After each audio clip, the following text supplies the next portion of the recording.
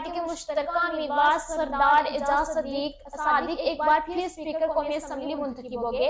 Speaker اور deputy speaker قومی assembly کے انتخابات کے لیے اجلاس راجہ پرویز اشرف کی زیر صدارت ہوا۔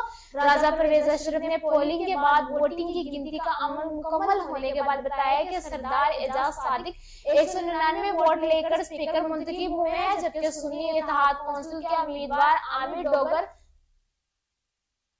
91 ووٹ لے کر حاصل کیے۔ اسپیکر منتخب ہونے کے بعد اعجاز صادق ملک عامر ڈوگر کی نشست پر گئے اور ان کے ساتھ مصافحہ کیا۔ اعجاز صادق نے حامد رضا اور عمر ایوب خان سے بھی مصافحہ کیا، جبکہ یوسف رضا گیلانی نے پرجوش طریقے سے گلے لگا کر اعجاز صادق کو مبارکباد دی۔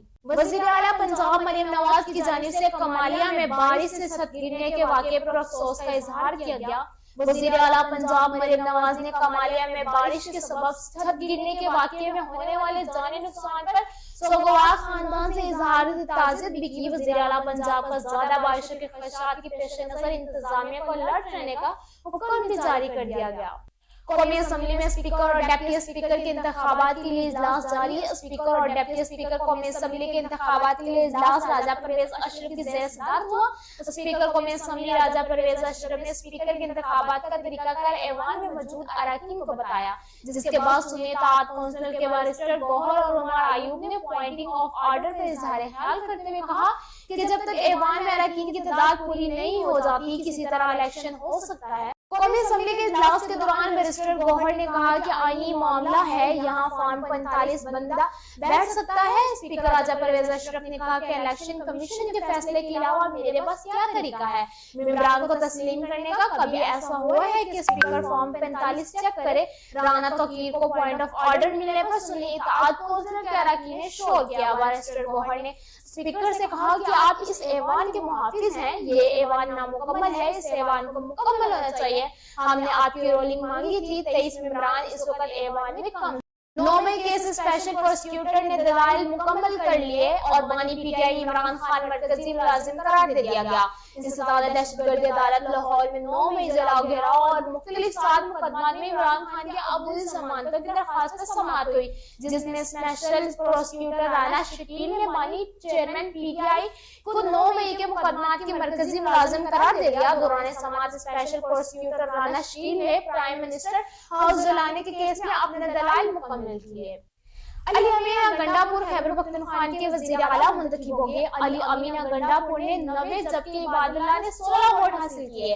آج خیبر پختونخوا اسمبلی میں ایک بھی رکن اسمبلی موجود نہ ہونے کی وجہ سے اجلاس 45 منٹ کی تاخیر کے بعد شروع ہوا۔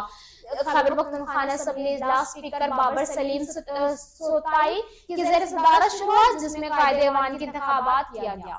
نو منتخب وزیر اعلیٰ خیبر پختونخوا علی امین گنڈا پور نے کہا کہ وعدہ کرتا ہوں بانی پی ٹی آئی کے اعتماد پر پورا اتروں گا۔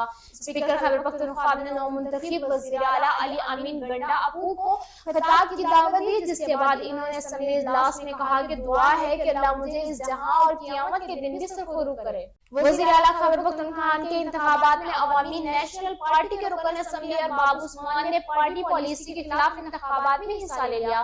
سربراہ این اے پی اسفند یار ولی نے پارلیمنٹ انتخابات میں حصہ نہ لینے کا اعلان کیا تھا۔ ارباب عثمان نے کہا کہ وزارت اعلیٰ کے انتخابات میں ووٹ ڈالا باضابطہ آگاہ نہیں کیا گیا، ووٹ کا استعمال نہ کرو۔ سابق جج سپریم کورٹ ظاہر علی اکبر نقوی کے خلاف شکایات کے معاملے پر چیف جسٹس قاضی فائز عیسیٰ کی زیر صدارت سپریم جوڈیشل کونسل کا اجلاس جاری رہا۔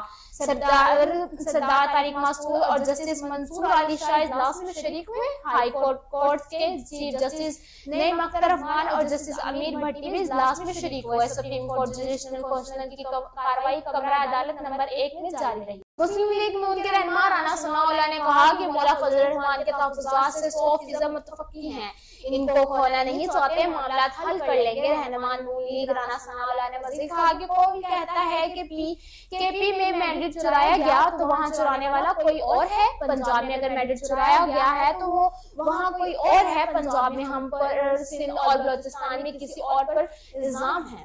ASP شہربانو نقوی کو سعودی عرب نے شاہی مہمان بننے کی دعوت دے دی. شہربانو نقوی اور ان کے اہل خانہ کے دورہ سعودی عرب کے تمام اخراجات سعودی حکومت برداشت کرے گی اور وہ ہاشمی مہمان کی حیثیت سے سعودی عرب کا دورہ کریں گی.